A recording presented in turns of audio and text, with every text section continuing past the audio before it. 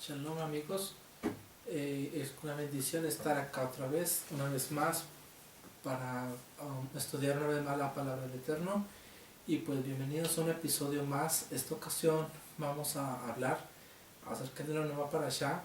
Desde mi punto de vista es una de las porciones de la escritura más impactantes y al mismo tiempo que tiene una gran profundidad para nuestra vida espiritual. Así que pues una vez más, bienvenidos y vamos a adentrarnos en el estudio de nuestra porción de la escritura, que esta ocasión va a llevar por nombre el título de Yitro, que Yitro quiere decir en el hebreo Jetro, y que corresponde exactamente al título y nombre del suegro de Moshe, de Moisés.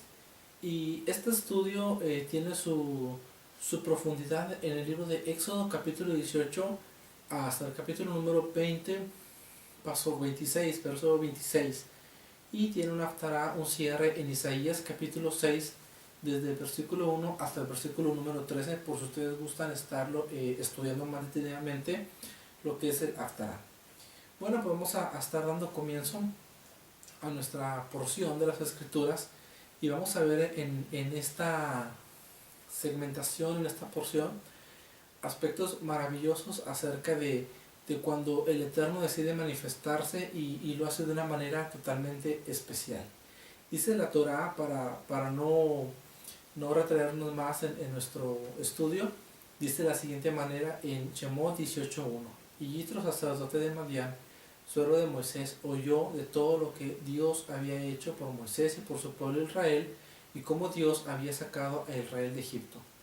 Fíjense aquí algo bien importante que nos está marcando el comienzo de esta porción, que como ya dijimos, su nombre es Jetro, o en el hebreo Yitro. Nos dice la escritura que Yitro era sacerdote de las regiones de Madián. Ustedes recordarán en las parashá anteriores, cuando estuvimos estudiando, sobre todo en las parashá de Bereshit, del libro de Génesis, cuando Moisés tuvo que ir al desierto porque iba escapando de Faraón, cuando descubrieron que él había matado a un egipcio y todo eso que ustedes ya han leído en las escrituras y que ya vimos acá también en los estudios de las parashá. Él tuvo que irse al desierto y fue más allá de los límites del desierto, acercándose a las regiones de Madián, que fue donde él conoció a Séfora, su esposa, y que conoció también a Yitro, que era el padre de Séfora. Entonces aquí nos dice las escrituras quién es Jetro realmente, y nos dice que Jetro es el sacerdote de la región o del lugar de Madián. Entonces cuando nosotros escuchamos la palabra sacerdote, así en su término en la lingüística acá en el español, lo primero que entendemos es que se trata de alguna jerarquía espiritual o de una jerarquía religiosa. La gente siempre tiende a asociar la palabra sacerdote con un ministro de culto o con un líder religioso, porque ese es el concepto y la raíz que hemos heredado generacionalmente. Pero la realidad es que la palabra sacerdote que está empleando aquí la Torah es el término hebreo Cohen, que si bien la palabra Cohen es la que se aplica directamente a los hijos de Leví, a los levitas. Cohen quiere traducirse como sacerdote o como alguien que está separado y que está apartado. Entonces este término de Cohen lo podemos aplicar nosotros fácilmente sin ninguna problemática a los hijos de Leví, porque la Torah nos enseña que ellos fueron clasificados y reservados especialmente para el servicio del Mizkan de adoración, del tabernáculo. Entonces no tenemos ningún problema cuando hablamos de levitas y cuando hablamos del término Cohen, sacerdotes. Pero aquí nos encontramos en una aparente problemática porque encontramos que Jetro no era parte de los hijos de Israel ni tampoco era descendiente de los levitas. Pero la Torah lo llama Cohen de Midian, sacerdote de Madián. ¿Por qué esa correlación? Entonces para eso el escritor, el rabí Shalom Itzhak, conocido como Rashi, él nos da una interpretación y nos dice que la palabra sacerdote, que es la palabra traducida Cohen en el original, está relacionada totalmente también, no solamente con la condición religiosa o con la condición espiritual como un grado de jerarquía religioso, sino que también se está refiriendo que el término Cohen es aplicable según el sitio geográfico al término príncipe, alguien que representa. O sea, que cuando las escrituras nos hablan de alguien como Cohen, que no es perteneciente a Israel, o que no es parte del pueblo de Israel de manera de nacimiento, nos está hablando acerca de un príncipe, acerca de una persona que tiene una jerarquía, una posición elevada, pero con relación al príncipe. ¿Por qué? Porque yo considero que esa es una interpretación correcta. Yo la considero que es correcta porque en Madián no se servía al Dios verdadero. Entonces la Torah nunca va a llamar como un sacerdote especial, un Cohen, alguien separado, a alguien que pertenece a un lugar, a un sitio, a un pueblo que no tiene a Dios, a Elohim, como el Dios verdadero, como el Dios correcto. Por eso es más comprensible entender que el término Cohen aquí, con relación a Jetro, no está hablando de un sacerdote espiritual como eran los levitas, sino que están diciendo el término Cohen con relación a que Jetro era un príncipe, alguien que estaba representando al pueblo de los madianitas. Y Moshe contó a su suegro, fíjense aquí en este pasú, que Moisés contó a su suegro todo lo que el Eterno había hecho a Faraón, a los egipcios, por la causa del pueblo de Israel. O sea, lo que Dios había hecho a favor de su pueblo, cómo Él los tomó como águilas en alas y sacó al pueblo de Israel de la esclavitud. Y contó Moisés a Jetro cómo el Eterno sacó a Israel de todas sus dificultades, de los que les habían sobrevenido en el camino, y cómo también los libró de cuantos peligros como en el Mar Rojo, y cuando les libró de morir de hambre, enviándoles el maná que bajaba del cielo. En este pasaje nosotros podemos encontrar una importancia maravillosa de testificar lo que Dios hace en nuestras vidas. Yo creo que cada uno de nosotros, tanto yo acá que estoy de este lado de la pantalla, como ustedes que están allá compartiendo conmigo este momento de estudio, tenemos algo que compartir, algo que testificar de lo que Dios ha hecho en nuestras vidas. Como el hecho de levantarnos cada día, la gente lo ve como algo muy natural, pues ya me desperté, pero realmente eso es obra del Altísimo sobre nuestras vidas. El poder levantar cada día, respirar, el tener que comer cada día, el tener un sitio donde dormir, un techo seguro, un lugar caliente donde pasar la noche, donde estar cobijado, todo ello es un motivo para que cada día nosotros testifiquemos a los demás de lo que Dios hace en nuestras vidas y de lo que Dios comparte hacia nosotros, y que verdaderamente es algo que nosotros no merecemos. Porque cuando la gente cree que lo merece todo, cuando la gente cree que merece tener todas las cosas del mundo, realmente lo está perdiendo todo. El hombre en sí no merece nada de parte de Dios, sino que el Eterno quiere proveernos por gracia y por misericordia en nuestras vidas. ¿Qué es gracia? Gracia del término hebreo Hesed es algo que nosotros no merecemos, un favor en el cual nosotros no somos dignos ni merecedores de ello, pero que Dios en su infinita bondad y en su infinita misericordia nos lo da. Israel realmente no merecía ser librado de la esclavitud de Egipto, pero Dios desde su misericordia escuchó el clamor de su pueblo y descendió para librarlos. Y esto es lo que Moisés, en este pasaje que acabo de citar, habla con Jetro. Por eso esta parashá habla de Jetro, porque él se acerca al pueblo de Israel. Dios le habla a Jetro a través de la vida de Moisés, y Jetro hace una conversión al Dios de Israel. Y en esta conversión vemos el compromiso que toda persona que se convierte al Dios de Israel tiene que aceptar, tiene que recibir instrucciones de parte de Dios. En esta parashá vamos a hablar acerca de las Asar de Hadibrot, que es conocida como los 10 preceptos, las 10 palabras o los 10 mandamientos, y es porque toda persona como Jetro que se acerca al pueblo del Eterno, que hace una conversión a Dios de lo profundo de su corazón, de lo profundo de su alma, tiene que recibir, ¿sí? Hadebarim, la palabra que viene de parte de Dios. Eso es importante. En este pasaje vemos la importancia de hablar lo que Dios hace en nuestras vidas, de compartir a las demás personas lo que Dios ha hecho en ti, de que yo comparta a los demás lo que Dios ha hecho en mí. De esa manera nosotros testificamos de un Dios que está vivo, de un Dios que hace proezas, que hace milagros, que hace sanidades, que restaura corazones y que transforma vidas. Es importante contar acerca de lo que el Eterno ha hecho en nosotros, así como Moisés contó lo que Dios había hecho en la tierra de Egipto con Faraón, con los egipcios y cómo había tomado el pueblo de Israel.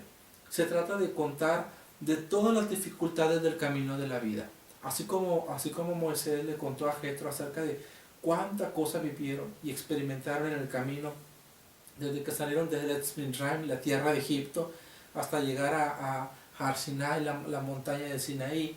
Todo ese tramo, las dificultades, las pruebas, cuando parecía que todo estaba perdido a las orillas del Mar Rojo, del Mar de Cañas, y Dios en su poder abrió las aguas para que su pueblo pasase. Él contó acerca de todas las dificultades que habían ocurrido en el camino. Cuando nosotros, cuando tú, cuando yo hablamos a los demás de las dificultades que se nos han presentado en esta vida, en este caminar, en este lado de nuestra existencia antes de llegar al mundo venidero, y le compartimos a las demás personas nuestras dificultades y cómo Dios ha obrado en nosotros, estamos produciendo emuná o fe dentro de las demás personas. ¿Por qué? Porque las demás personas escuchan lo que Dios ha estado haciendo en nuestras vidas. Y está escrito en las Escrituras, está dicho en las Escrituras, que la fe llega a la persona por medio del oír la palabra de Dios. Cuando las demás personas escuchan la palabra del Todopoderoso a través de nosotros, a través de nuestra vida y de nuestro testimonio, entonces nosotros podemos vislumbrar y podemos transmitir luz y transmitir esperanza a las personas. Esto se trata de contar cómo Dios nos ha liberado de todas y cada una de nuestras pruebas. La persona o el creyente que no ha tenido pruebas, que no ha pasado por dificultades, entonces no conoce la victoria y no sabe cómo vencer, no tiene ninguna experiencia del triunfo. Porque no se puede vencer donde no hay prueba, porque no se puede tener victoria donde no hay dificultad. Entonces, cuando cada uno de nosotros pasamos por una lucha en esta vida, acá sufrimos persecución, sufrimos vergüenza, vituperio, sufrimos angustias y somos atribulados, tenemos una palabra de donde confiarnos.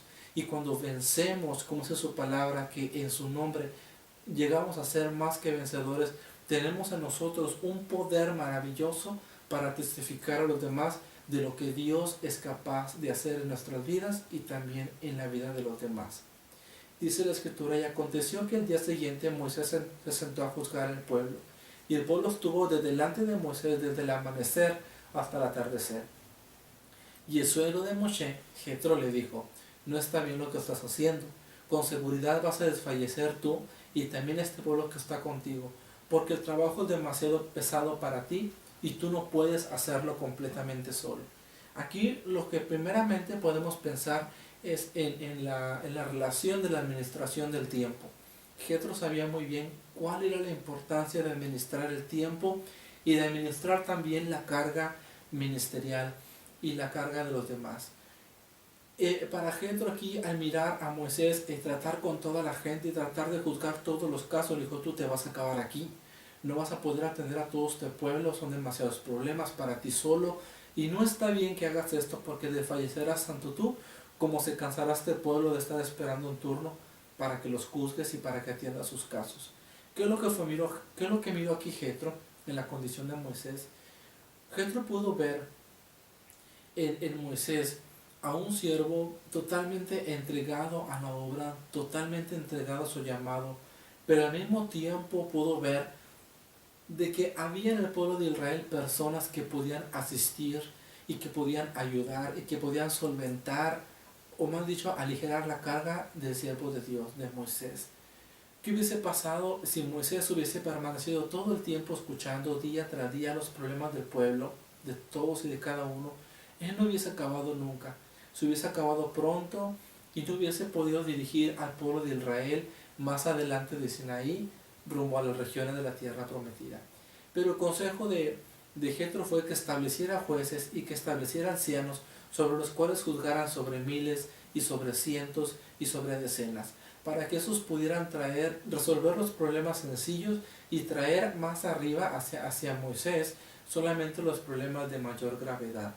Esto quiere decir que una sola persona no puede hacer por completo la obra de Dios. No es posible que una sola persona se encargue de todas las cosas. Tampoco es justo que una sola persona lleve a cabo la tarea que todos se nos es comprometida. Cuando Yeshua iba a partir, él dejó una comisión a sus discípulos. Vayan por todas las naciones y hagan talmidim, hagan discípulos y enséñenles que guarden todas las cosas que yo les he mostrado, todo lo que les he revelado. Él no comisionó a un solo hombre, él no comisionó a una sola mujer para que hiciera las cosas. Él comisionó a sus talmidim, a sus discípulos, a los que estaban formados en su palabra y en su doctrina. Y cada uno de nosotros hemos aprendido de la palabra de Dios, hemos aprendido de las Escrituras, y no es correcto que una sola persona se dedique a enseñar nada más. Tiene que haber más gente que estén enseñando de la Escritura también, o que estén apoyando a otros que están enseñando la Escritura, para que esta palabra pueda regar y pueda transmitirse a muchas personas más. En estos pasos que acabamos de leer, no solamente se trata de ministrar, se trata de unidad, se trata de compañerismo. Moisés entendió que él tenía que instruir a otros líderes, enseñarle a otros cómo hacer la función, porque Moisés entendió que él no iba a ser eterno. Y de esto nosotros podemos ver cómo Moshe tomó tan en serio las palabras y el consejo de Yitro, porque él comienza a instruir a otros a cómo hacer las funciones, cómo dirigir al pueblo, pero en particular él toma uno, a Josué, y lo comienza a instruir y lo separa, y él le comienza a dar una enseñanza especial, no solamente oralmente, sino con su ejemplo, para que posteriormente, cuando Moisés cesara en esta vida, terminara, entonces Josué pudiese levantarse y seguir el trabajo de dirigir al pueblo de Israel. Fíjense lo que dicen los proverbios acerca de cómo llevar a cabo un consejo, cuando un consejo es sano, cuando un consejo es preciso y es correcto. Dice en Mislei 11:14, donde no hay un buen consejo, el pueblo cae, pero en la abundancia de consejeros está la victoria.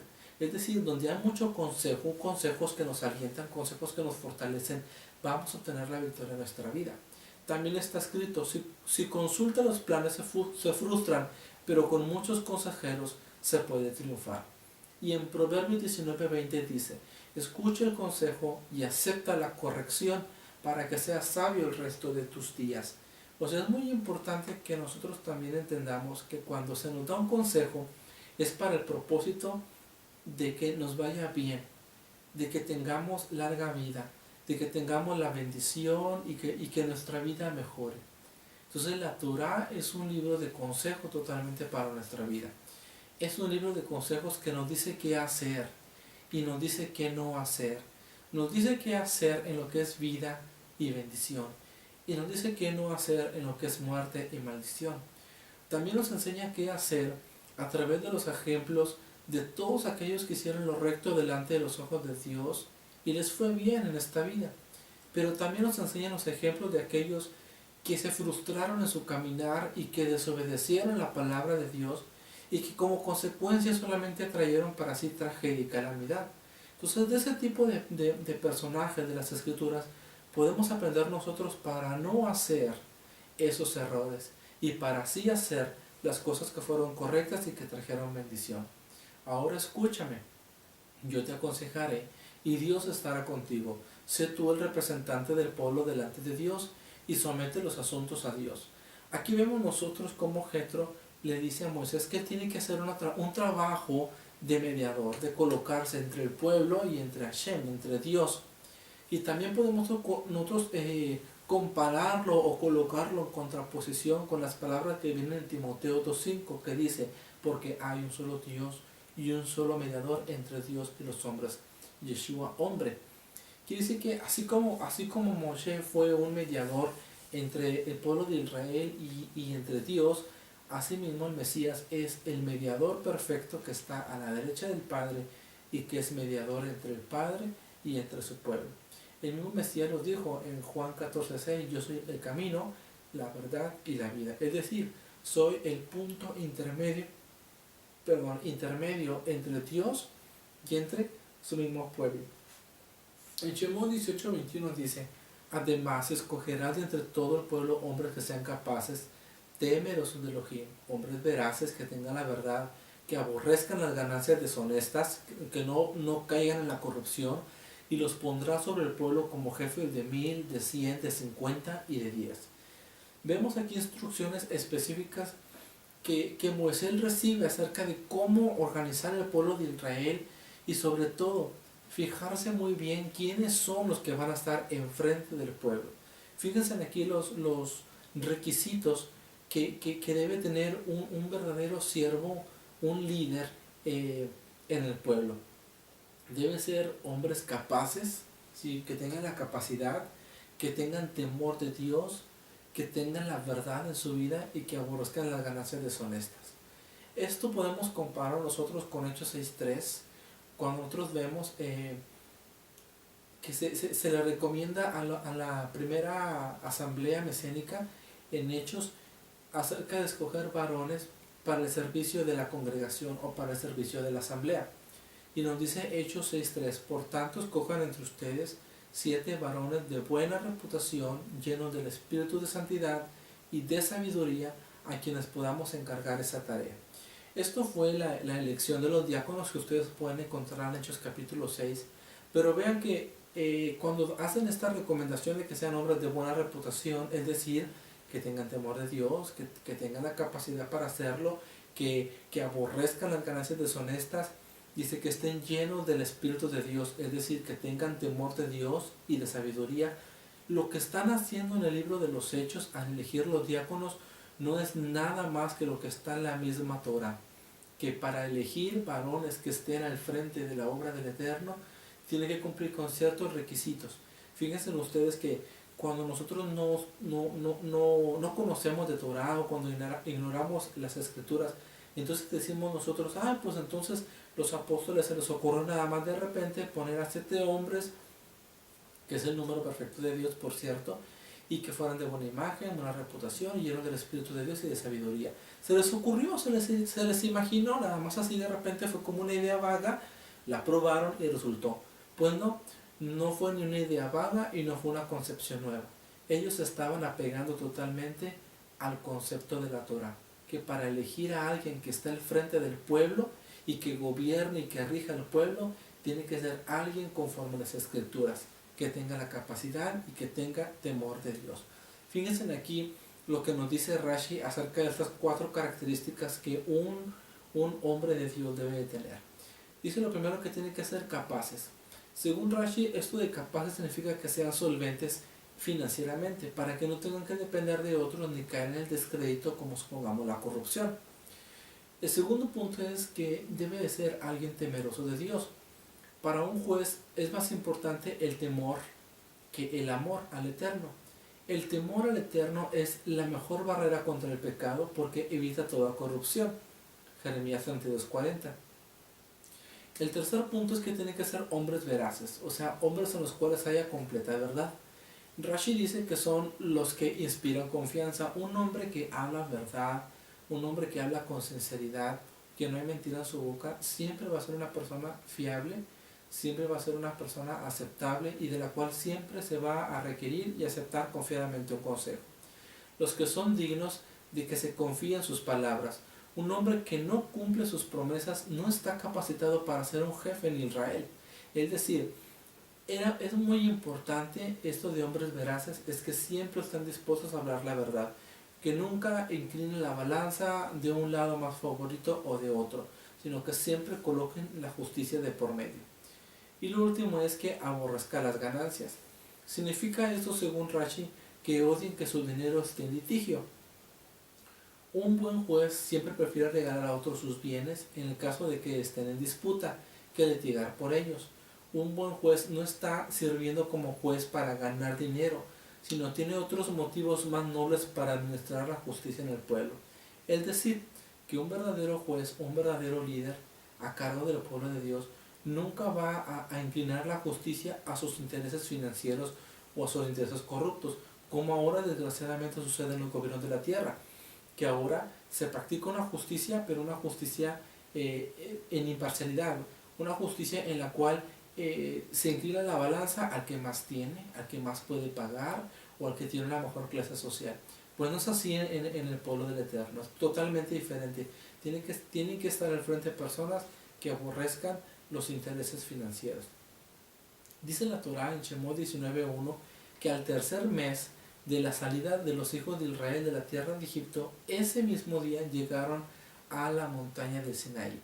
Esto equivale en el lugar, en el calendario hebreo, que fue el primer día del mes de Sivan.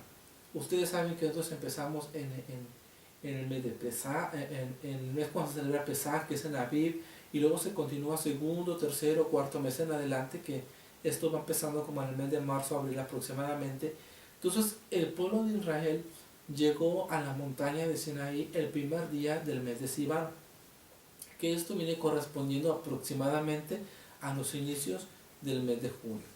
Y dice la Torá que partieron de las regiones de Refidim y llegaron al desierto de Sinaí y acamparon en el desierto allí, frente al monte acampó Israel. Fíjense cómo aquí dice la escritura que llegaron y acamparon ellos enfrente del monte Sinaí. Ellos no se colocaron lejos, no se colocaron a la espalda, dice que acamparon exactamente enfrente de la montaña Sinaí. Fíjense también, dice la escritura en Hechos 2:1, cuando llegó el día de Pentecostés estaban todos unánimes juntos.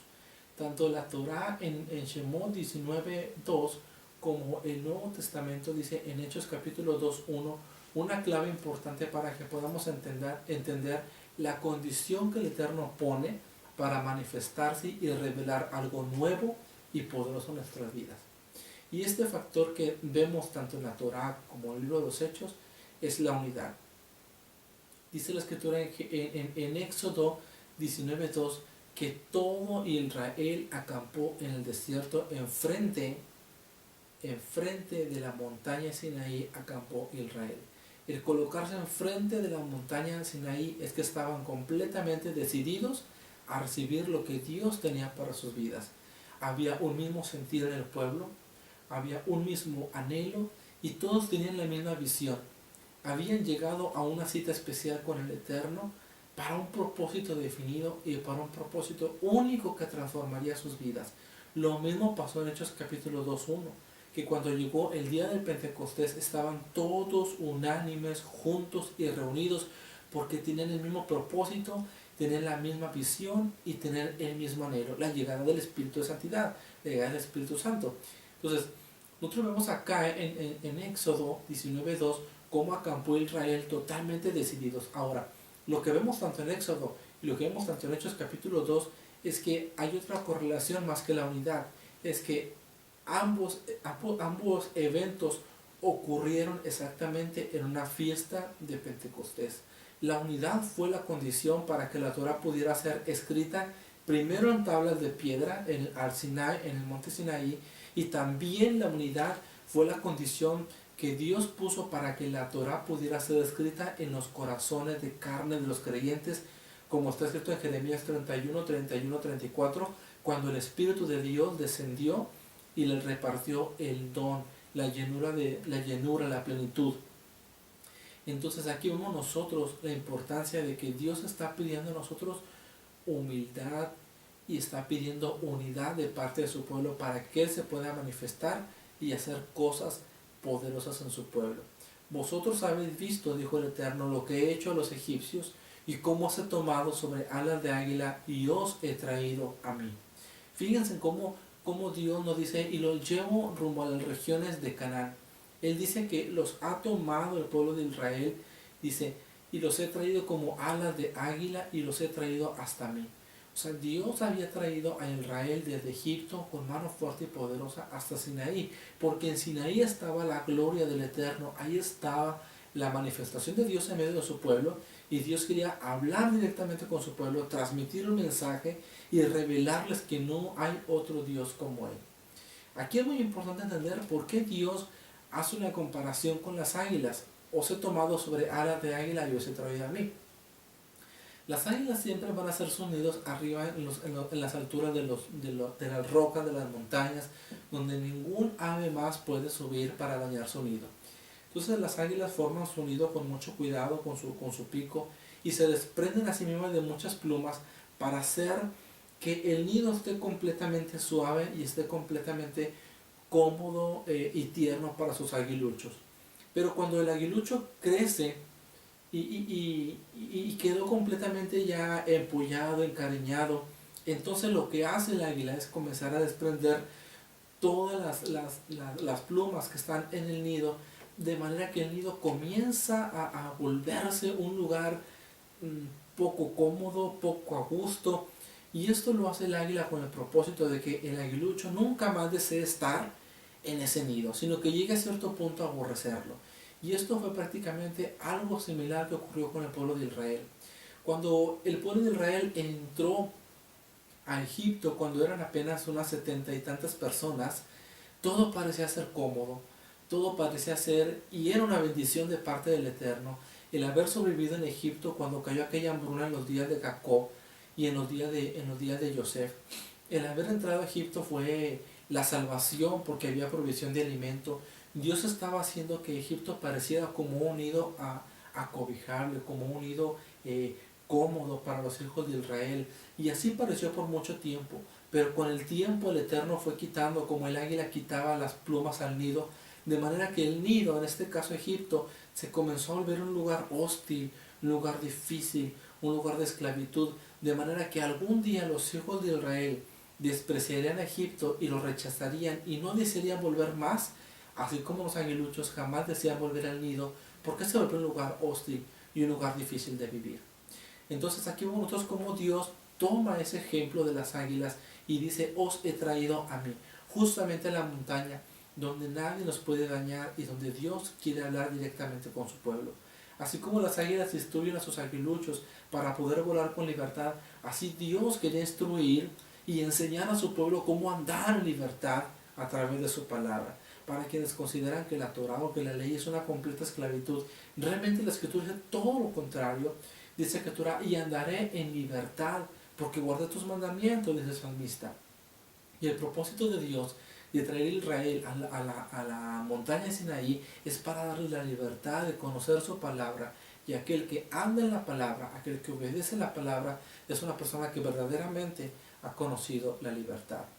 Dice la Escritura, y ahora pues, si en verdad escucháis mi voz y guardáis mi pacto, seré mi especial tesoro más que todos los pueblos de la tierra, porque mía es toda la tierra, y ustedes serán para mí un reino de sacerdotes y una nación santa. Esas son las palabras que dirás a los hijos de Israel. Fíjense aquí, la expresión que yo veo resaltar en este pasaje es la expresión sí en verdad. Si en verdad ustedes, ahora pues, si ustedes en verdad escuchan mi pacto. Es decir, esto de la palabra, esto de la Torah, no solamente de memorizar, no solamente de escuchar, no solamente de aprender conceptos, no solamente de aprender palabras nuevas en hebreo. Esto se trata de un estilo de vida. Esto se trata de una vida en práctica. Decía el emisario Santiago, el apóstol Santiago, esto no se trata solamente de oír, sino de hacer la palabra de Dios. Y Pablo lo dijo más explícitamente a los romanos, porque no son los oidores de la ley los que se justifican delante de Dios, sino los hacedores de la Torah, los que hacen la palabra. Porque no se trata de estudiar y de llenarse de conocimiento y quedarse huecos sin hacer nada. Quien recibe Torah y quien recibe enseñanza y solamente se sienta a escuchar, solamente le gusta aprender, pero no ejercer la palabra, ese se vuelve como un címbalo que retiñe, como un instrumento que arroja un sonido al viento sin ningún sentido, sin tono y sin son. Esto de la palabra y de escudriñar las escrituras a profundidad, se trata de que lo pongamos en práctica cada día, aunque nos cueste trabajo, aunque yo sé que nadie es perfecto, aunque constantemente estamos fallando, nos equivocamos. Se trata de reconsiderar, de reconocer nuestra falta, y si nos tropezamos, si nos caímos, es de levantarnos, sacudirnos y seguir adelante. El Eterno dice, si en verdad ustedes escuchan mi palabra, escuchan mi voz y realmente ustedes guardan mi pacto, entonces ustedes van a ser mi especial tesoro. Pero entonces, dice el Señor, de lo contrario no. Para la persona que solamente le gusta leer, memorizar y hacerse la persona sabia ante los demás, pero no quiere obedecer la palabra, no quiere ponerla en práctica, entonces no puede ser parte del pueblo del Eterno y no puede ser llamado por Dios como su especial tesoro.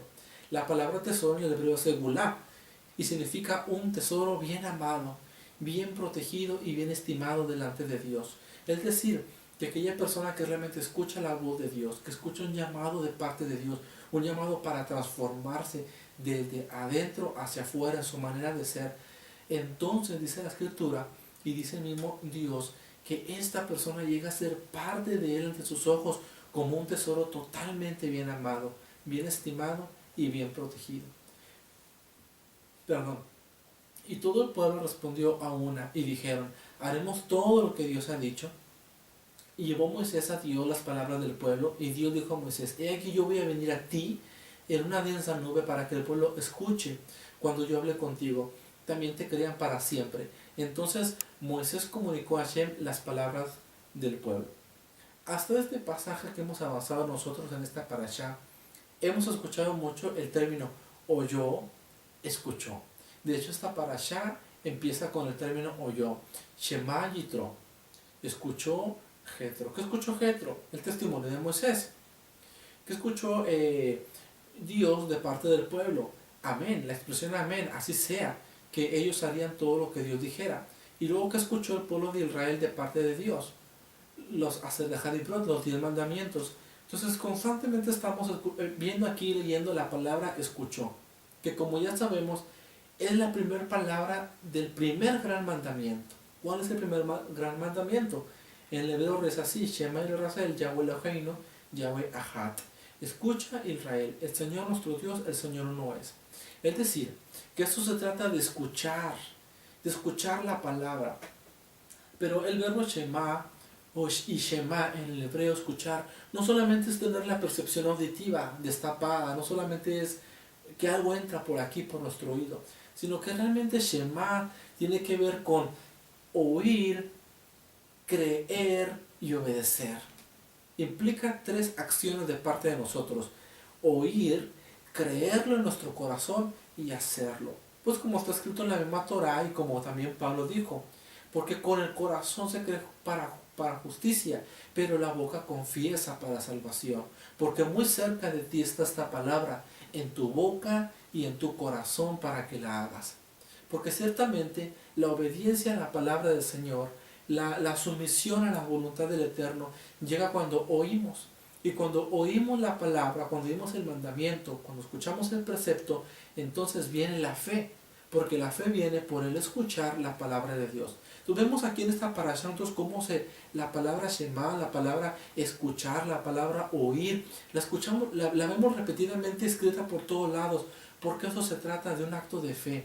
Se trata de escuchar la palabra, de recibirla en nuestro corazón, creerla, atesorarla a nosotros y posteriormente hacerla, llevarla a cabo. Ese es el propósito de la palabra divina. No solamente recibirla, no solamente saber que existe, saber que ahí está, sino que se trata de hacerla. Y el pueblo respondió exactamente esto: haremos todo lo que Hashem ha hablado, o todo lo que hemos escuchado, Shema, todo lo que hemos escuchado, que venga de parte de Dios. Y Dios dijo también a Moshe: ve al pueblo, conságralos, que practiquen Kedushá, que practiquen la santidad ahora y mañana, ¿sí? En este día y mañana, y que laven sus vestidos y que estén preparados para el tercer día, porque al tercer día Dios descenderá a la vista de todo el pueblo sobre el monte Sinaí y pondrás límites alrededor para el pueblo y dirás: guardaos de subir al monte o tocar su límite, cualquiera que toque el monte ciertamente morirá. Aquí hay palabras claves en estos dos pasajes, que es el verso 10, 11 y 12, 3 pasajes. Luce claramente que Dios, para poder manifestarse a su pueblo, requirió que su pueblo se consagrara. Cuando Dios quiere manifestarse al pueblo de Israel, aquí en esta porción de la parashá, vemos que Dios dice, no me voy a manifestar hasta que ustedes se consagren por completo. A veces la gente quiere milagros de parte de Dios, quiere la intervención de Dios en un problema, quiere que Dios resuelva las cosas rápido cuando hay enfermedad, cuando hay angustia, cuando hay una tribulación grande en sus familias, tantas cosas que pasan. El mundo está de cabeza, pero la gente no quiere hacer su parte. Dios dice, yo voy a manifestarme al pueblo, pero necesito que se consagren, necesito que se separen. La palabra consagrarse es el mismo término que podemos ver en la Torah como kadosh, apartarse, separarse por completo. Dios pide primero de su pueblo que se separe. ¿Que se separe de qué? Que se separe de lo santo de lo profano, de lo puro a lo impuro. O sea, Dios quiere manifestarse a su pueblo abiertamente, pero Dios no puede manifestarse en medio donde hay pecado, donde hay transgresión y donde intenta verse burla de su Torah. Dios va a manifestarse donde hay completa santidad, donde hay un corazón que se quebranta ante Él y que desea colocar la diferencia entre lo mundano y entre lo que está completamente consagrado para Dios. Entonces Dios dice lo primero, ve al pueblo y diles que se consagren. Segundo, y diles que laven sus vestidos. En el libro de Revelaciones dice que los que tienen la firmeza en Dios son los que lavan sus vestidos y guardan los mandamientos de Dios. Es decir, lavar sus vestidos tiene que ver con entrar en un proceso de sumisión por completo para Dios. Que Dios sea el que obre en nuestras vidas, que Dios sea el que actúe en nosotros. Lavar nuestros vestidos es instrucción que Dios mandó a Israel decírsela a través de Moisés. Tiene que ver, no se está refiriendo solamente con lavar la ropa exterior, se está hablando de lavar por completo nuestro ser, nuestros pensamientos, nuestras palabras, nuestra manera de ser con nuestro semejante. De eso se trata de lavar nuestros vestidos, de ponernos a cuentas a cada una, tanto con Dios como con nuestro semejante. Y el siguiente punto es que Dios le dice a Moisés, y vas a poner límites. A la gente de ahora no le gusta que le pongan límites. El hombre promedio, el hombre impío, solamente espera que Dios coloque una línea, una prohibición, decir, esto no harás, para que el hombre justamente haga lo contrario, saltar la línea. ¿Por qué? Porque a la gente no le gusta el mandamiento, a la gente no le gusta sentirse limitada, no le gusta sentirse restringida, pero realmente lo que hace exactamente una barrera, como es un límite o una protección, es resguardar la vida. No es esclavizarnos o reducirnos. Y les voy a poner un ejemplo muy sencillo. Exactamente en esta semana yo estaba paseando por el centro de la ciudad y miré unos postes de luz que tenían un signo de que había un alto voltaje, pero el área estaba totalmente acordonada con unos listones amarillos que decían danger, peligro, peligro, peligro, todo se repetía. Y ese hilo, que era un hilo súper delgado, yo lo pude haber roto, cualquiera lo puede romper, era un plástico largo que circulaba por completo. Esa pequeña franja marcaba en ese momento la diferencia entre querer vivir y entre querer morir. El que quiere vivir respeta el límite y no lo cruza. Yo miré la franja amarilla y miré que detrás de la franja amarilla habían unos transformadores de alto voltaje que si yo los hubiese cruzado, mi vida hubiese estado en riesgo. Pero el respetar los límites, el respetar los linderos, eso me salvó a mí la vida. Y a cualquier persona le salva la vida. Entonces, cuando el Eterno pone límites en sus preceptos, en sus mandamientos, no es para restringirnos, no es para limitarnos, no es para esclavizarnos, es para que nosotros aprendamos cada día a depender solamente de Él y que entendamos que por alguna razón lógica, en la soberanía de Dios, Él ha colocado el mandamiento ahí. Cuando Dios le dice a Moisés, coloca límites alrededor del pueblo para que no suban el monte, no vaya a ser que mueran. ¿Por qué morir? Porque cuando desobedecemos el mandamiento, cuando desobedecemos la palabra, no podemos esperar que nos vaya bien, porque estamos desobedeciendo la voz de Dios. Y es como altercar contra la soberanía del Todopoderoso. Es como decir, Dios dice una cosa, pues yo quiero hacer lo otro. Y no es así. Con Dios no se puede jugar así. Dios coloca el mandamiento con una razón, y con una razón obvia, es para proteger nuestras vidas y para que tengamos vida. Dice la Torah que el hombre que hiciera estas cosas ciertamente tendrá vida, vivirá. ¿Qué cosas hará? Las cosas que están escritas en la palabra de Dios.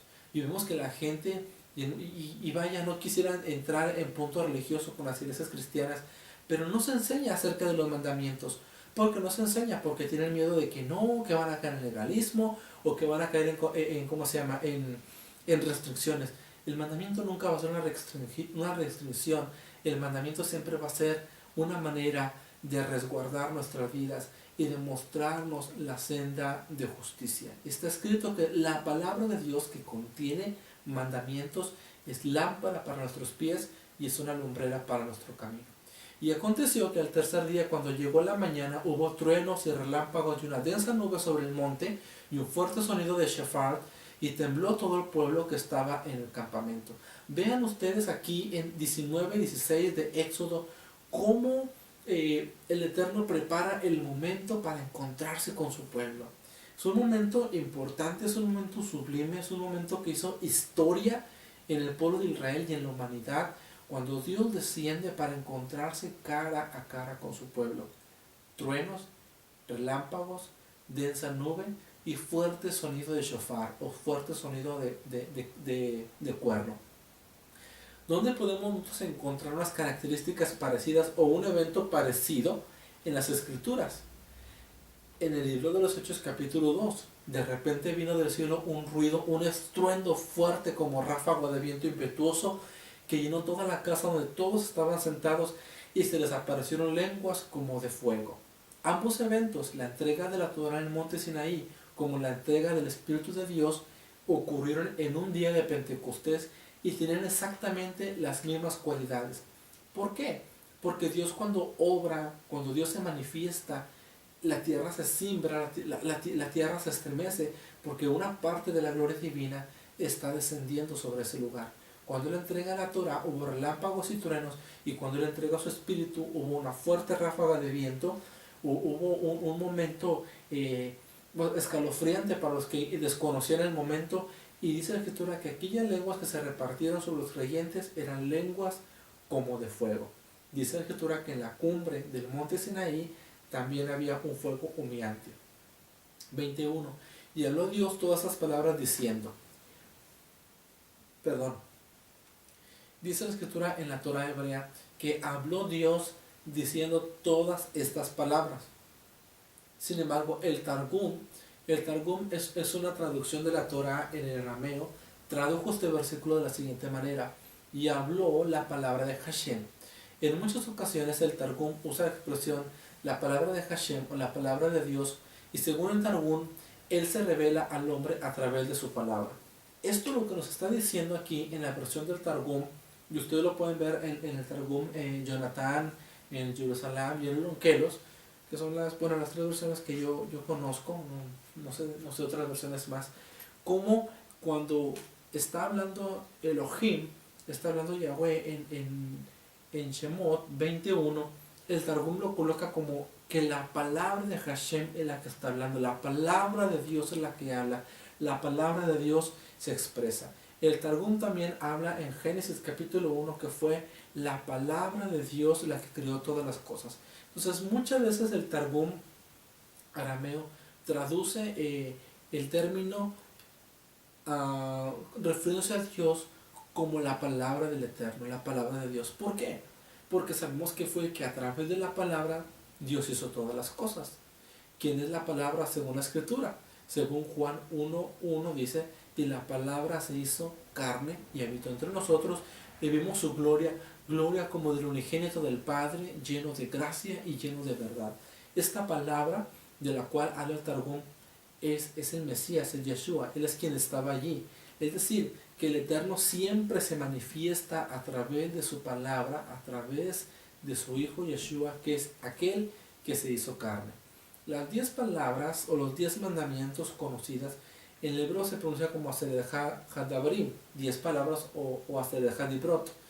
Y vamos a ver aquí los 10 mandamientos de uno por uno para que vayamos comprendiendo qué es lo que Dios estaba hablando específicamente en cada uno de los preceptos. En el 22 dice, yo soy Elohim, tu Dios, que te saqué de la tierra de Egipto y de la casa de servidumbre. Fíjense que las primeras, las 10 palabras o los 10 mandamientos inician de una manera espectacular. Dios no comienza dando prohibiciones, Dios no comienza dando recomendaciones. Dios inicia diciendo, yo soy. La expresión yo soy, ustedes pueden verla, que es la forma como el Eterno se manifestó a Moisés. Éxodo capítulo 3 y capítulo 4, cuando Dios se manifiesta directamente a Moisés en la zarza ardiente y dice, yo soy, que es la expresión de las 4 consonantes Yud Hei Vav Hei, las 4 letras hebreas. Yo soy está representándose como el autoexistente, el que era, el que es y el que será. Yo soy Yahweh tu Elohim, que te saqué de la tierra de Egipto. Al iniciar los preceptos, los mandamientos, Dios está anteponiendo su poder, su soberanía. Es como decir, si voy a entregar sus mandamientos es porque soy el autosuficiente, soy quien te sacó. Antes de decirle al pueblo de Israel qué puede hacer, qué no puede hacer, Dios les recuerda quién es Él. Quién es el Dios verdadero, el que hizo la promesa a Abraham, la corroboró a Isaac, se la afirmó a Jacob, la estableció y la cumplió por medio de Moisés al sacar a los hijos de Israel de la tierra de Egipto.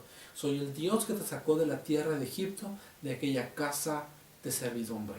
Es decir, que el primer precepto lo que nos está hablando es de reconocer la soberanía de Dios sobre nuestras vidas.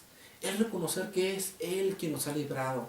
Y que si hemos de recibir una Torah, una instrucción para nuestras vidas, es porque Dios está eligiendo lo mejor para nuestras vidas y ha hecho lo mejor en nuestras vidas. Aunque a veces para nosotros no parezca lo justo, Él siempre está haciendo lo justo y lo mejor para nuestras vidas.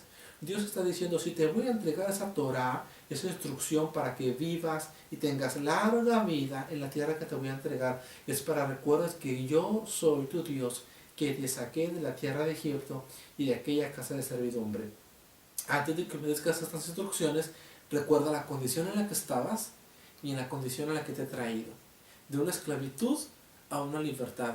O como dice también el apóstol Pedro, nos ha transferido de las tinieblas a su luz admirable.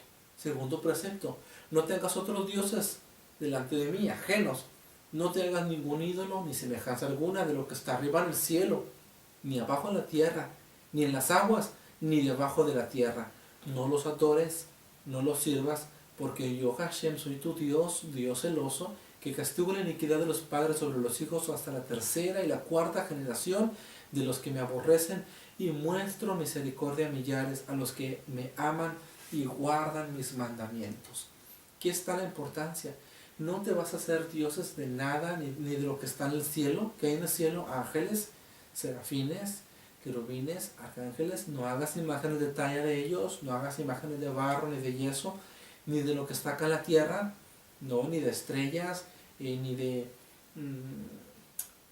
plantas. No te inclines ante plantas, no te inclines ante las estrellas del cielo, no te postres ante el ejército celestial que contemplan tus ojos en la noche. No harás imagen de lo que está en las aguas ni debajo de la tierra, de nada, porque yo soy Elohim, tu Dios fuerte y celoso. Fíjense en cómo el Eterno aquí habla de una manera especial y tal parece que, bueno, Dios sabía exactamente que el hombre iba a transgredir este mandamiento y que iba a hacerse cada imagen de cada cosa, porque si nos damos cuenta, este es uno de los preceptos más claros en las Escrituras. Más claros porque el Señor dice, no te hagas imagen de nada de lo que está en el cielo, ni en la tierra, ni en las aguas, ni debajo de la tierra. Vean cuánta explicación y cuánta profundidad el Eterno hace en cuanto a esta prohibición de no tener otros dioses, que dice, yo castigo hasta la tercera y cuarta generación de los que me aborrecen, de los que hacen esto, de los que se postran ante las imágenes, ante las estatuas, ante las imágenes talladas. Pero también dice, hago misericordia a millares, a los que me aman y a los que guardan mis mandamientos. De la importancia que nosotros siempre vivamos confiados del mandamiento, de nunca inclinarnos ante una imagen, ante una figura, ante una estampa.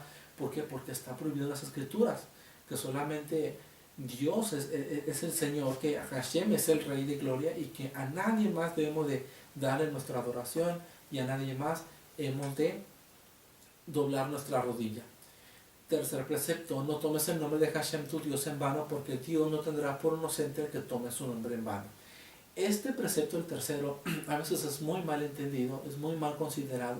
Y quienes consideran que por tal precepto no se debe de pronunciar el nombre divino de Yud Hei Vav Hei, las cuatro consonantes que ahí están apareciendo en la pantalla, las que están titilando. A ver, aquí están. Es una Yud, es una Hei, es una Vav y es una Hei. Las cuatro consonantes que en fonética resultan el nombre divino de Yahweh. Entonces dicen, no hay que pronunciar el nombre divino porque la Torah dice en el tercer Hadrim, la tercera palabra, el tercer mandamiento, de que no se usa el nombre de Dios en vano. Pero realmente esta prohibición no se refiere a pronunciar el nombre divino, sino que se refiere a no utilizarlo banalmente y sin sentido. Como una conversación llana, en una conversación simple, en una conversación no formalizada, allí no tiene que pronunciarse el nombre divino, porque no lleva el fin ni didáctico de enseñar, ni el fin de glorificar su nombre, ni de santificar su nombre, ni el propósito de revelar la verdad a los demás, sino que como es una conversación informal y una conversación llana, no debe de pronunciarse el nombre divino. El nombre divino tiene que pronunciarse cuando se le va a glorificar, cuando se le va a reconocer, cuando lo queremos dar a conocer a los demás, o cuando queremos instruir a los demás acerca del nombre divino. Dice, no lo pronuncies en vano, es decir, no uses su nombre a la ligera, no nada más porque sí te vas a poner a pronunciar, o como la gente que dice, o como el ladrón que diría, esta noche asaltaré, primeramente, ahí va el nombre. Eso es utilizar el nombre divino en vano, en algo que no hay lógica, que no hay congruencia, en algo que no tiene razón. Si vamos a utilizar su nombre es con el fin de glorificarle, de exaltarle, de adorarle, de darle a conocer a las demás personas, o en el momento que estamos haciendo algo como esto, instruyéndonos en la palabra de Yahweh. Cuarto precepto, acuérdate del Shabbat para santificarlo. 6 días puedes trabajar, harás toda tu obra, mas el séptimo día es Shabbat para Elohim tu Dios. No harás en él obra alguna, tú, ni tu hijo, ni tu hija, ni tu siervo, ni tu sierva, ni tu ganado, ni el extranjero que habita contigo, porque en 6 días hizo Hashem los cielos y la tierra, el mar, y todo lo que en ellos hay, y reposó en el Shabbat. Por tanto, Dios bendijo el Shabbat y lo santificó y lo separó.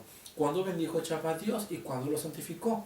En ese momento, no, lo bendijo y lo santificó en el momento de la creación, cuando el Eterno laboró por 6 días y en el séptimo lo consagró. No porque Dios tuviera necesidad de descansar físicamente, Él es omnipotente, dice Isaías.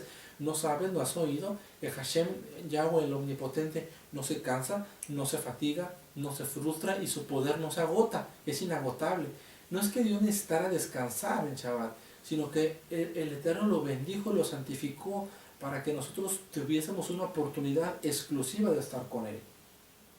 No quiere decir que en Shabbat nada más cuando vamos a orar, leer su palabra y estar en devoción con Él. No, eso tiene que ser toda la semana. Pero el Shabbat lo hizo para que fuera un momento mucho más especial y mucho más sublime entre nosotros y entre Él. Es el único precepto de la Torah que inicia con la expresión acuérdate, ten memoria, recuérdalo. ¿Por qué? Porque es exactamente, y el Eterno sabía que era uno de los preceptos que más se omitirían por aquellos que dicen ser parte de su pueblo. Y aquí va directamente y con dedicatoria. A veces se escucha muy mal, pero así va para el cristianismo tradicional, el cristianismo evangélico, que dicen amar los mandamientos, amar a Jesucristo, a Yeshua, el que dijo, si me amáis guardad mis mandamientos, pero a la hora de hacer un recuento de las escrituras, realmente ellos se quedan solamente con 9 hadibrot, con 9 mandamientos, porque el Shabbat no lo aceptan, lo hacen inválido, lo han sustituido por otro día, por el día domingo, que esto de Shabbat y el domingo es otro tema completamente ajeno. Pero aquí es para que comprendamos por qué Dios dice acerca del Shabbat, acuérdate, recuérdalo, no lo olvides, porque Él sabía que en algún momento de la historia la gente lo iba a olvidar y lo iba a dejar de lado. Para quienes dicen que el Shabbat es solamente cuestión entre judíos y cuestión entre Dios, tiene que leer las escrituras y profundizar en el libro de Isaías, donde dice el Eterno que todo aquel que abraza su pacto y que guarda su Shabbat, cualquier gentil que abraza el pacto y se une a él, dice que él no lo despreciará, sino que lo bendecirá y aceptará sus ofrendas y sus holocaustos, su adoración, su corazón que se quebranta ante Él. Y en este precepto, para que dicen que el Shabbat es cuestión entre judíos y entre Dios, Dios cierra diciendo claramente que Él santificó y bendijo este día desde la creación. Él no está diciendo que lo santificó y lo bendijo a partir del monte Sinaí. Él dice, yo lo bendije y lo santifiqué porque recuerda que Dios hizo todas las cosas en 6 días y el séptimo lo consagró y lo separó. Por tanto, Dios ha bendecido el Shabbat y lo ha santificado. Dios solamente está recordando un precepto. Él no dice, te enseño un nuevo precepto o te enseño que el Shabbat es para ti Israel y para mí nada más. Él te dice, no, acuérdate del Shabbat. ¿Por qué dice acuérdate del Shabbat? Porque Israel ya lo conocía. Israel ya lo practicaba y lo habían recibido por herencia oral. Desde Abraham, de Isaac, de Jacob y desde antes de Abraham, desde Noah, Tarfagat y Sem. Y así sucesivamente vamos hasta atrás hasta llegar a Adán, donde el Shabbat ya había sido instituido por Dios y que había sido transmitido oralmente y oralmente.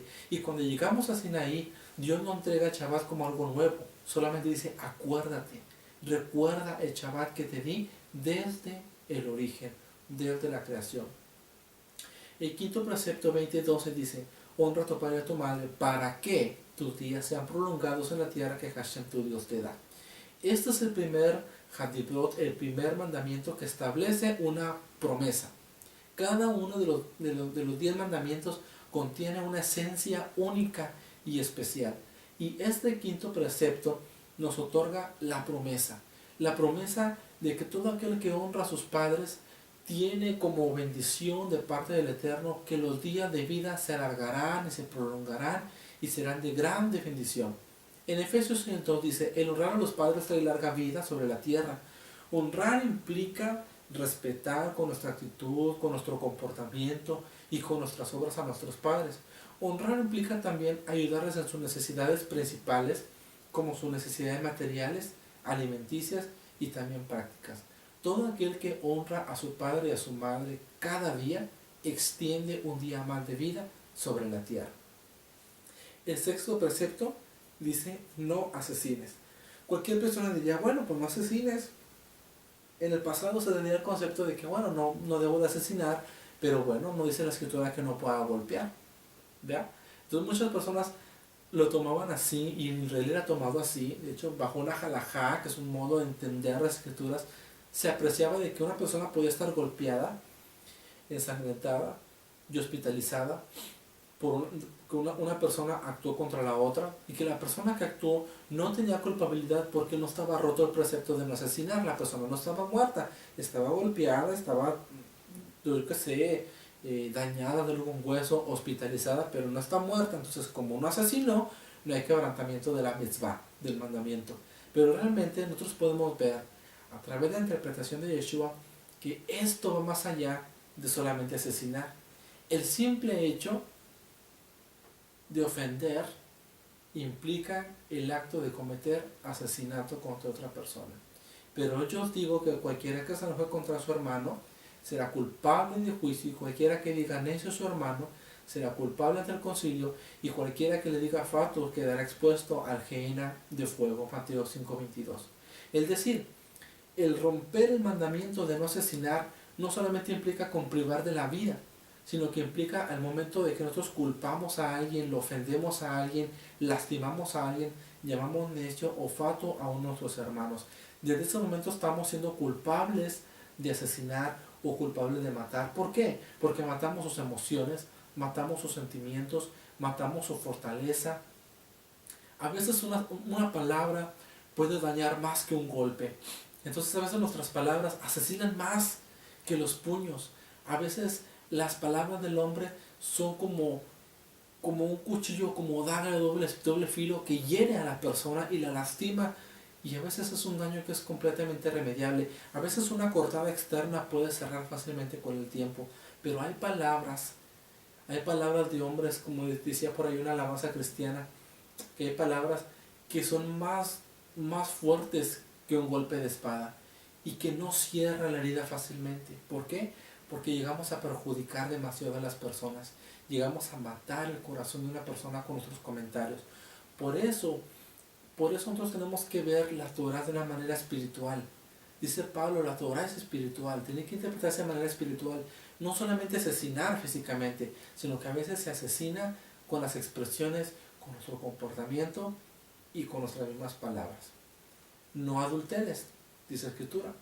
¿Qué es el adulterio? El adulterio es que cuando hay una relación formalizada, un matrimonio, y hay un acto sexual fuera del matrimonio, eso es un adulterio. Y entonces muchas personas tienen el pensamiento que dicen, bueno, pues dice la Escritura que no adulteres, que no te acuestes con la mujer ajena, con la mujer que no es tu esposa. Pero bueno, los pensamientos son los pensamientos, y como dice por ahí una frase muy mexicana, la mirada es muy natural. O sea, que pueden ver y ver por aquí, ver por allá y todo, que acaba pues no estoy pecando, no estoy adulterando, no estoy consumiendo el acto. ¿Será cierto que eso no es pecar? Veamos Mateo 5:28. Pero yo digo que cualquiera que mira a una mujer para codiciarla, ya adulteró con ella en su corazón. Es decir, que el adulterio no radica solamente en el acto de la consumación de los hechos, sino que radica en el inicio donde se concibe el pecado. El pecado no se concibe en el acto. El pecado se concibe en el corazón y en los deseos engañosos de la carne. Cuando los ojos ven más allá de lo que tienen que ver, cuando la mente imagina más allá de lo que debe imaginar, desde ese momento el mandamiento queda transgredido y culpables somos por haber desobedecido la palabra de Dios.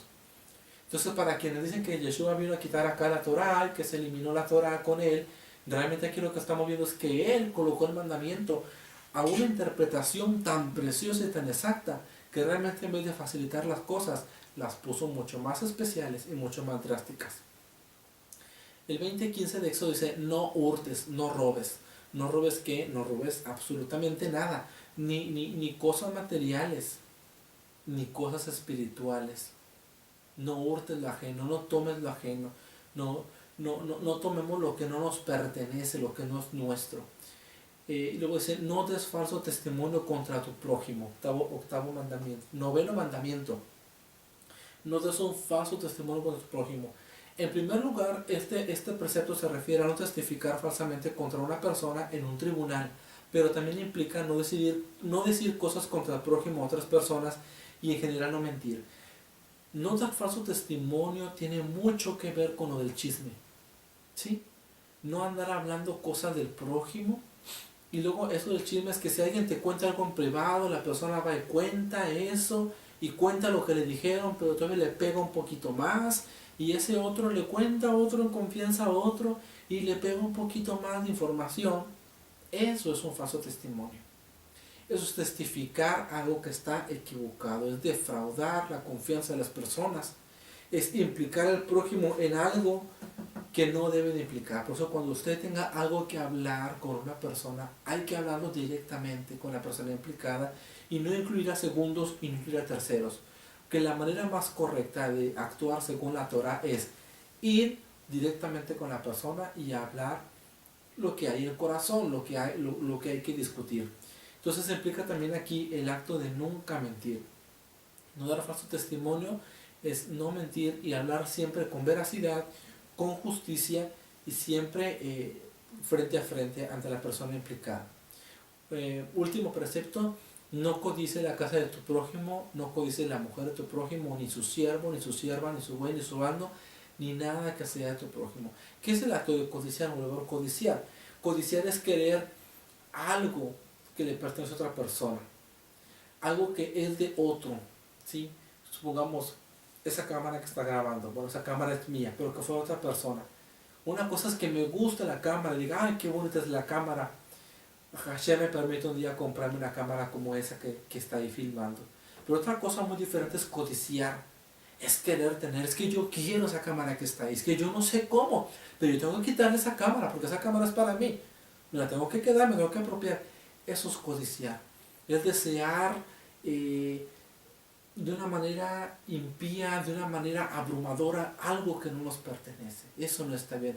Una cosa es tener anhelo de superación, querer tener querer poseer algo que no tenemos, y pues trabajar con el tiempo y lograr objetivos. Pero codiciar es desear exactamente lo que está de otra persona, no querer algo igual, sino querer lo que la otra persona posee. ¿Sí? Quizás una persona tiene un buen trabajo y uno puede decir, yo quisiera un trabajo como ese, voy a estudiar mucho, voy a platicar con el Padre para que me conceda una oportunidad así.